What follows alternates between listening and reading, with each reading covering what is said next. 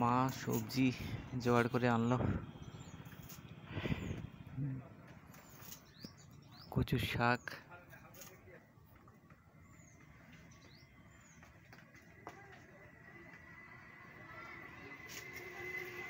সংগ্রহ করে এনেছে।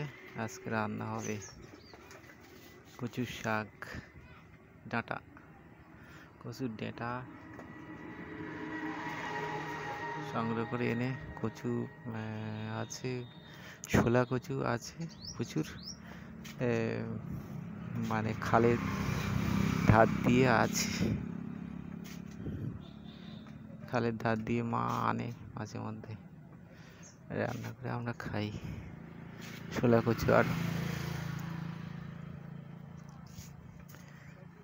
ছোলা কচু আছে প্রচুর, পাওয়া যায় ফ্রি এনার্জি হিসেবে, এগুলো বেশ ভালো লাগে। সয়াবিন দিয়ে রান্না হবে।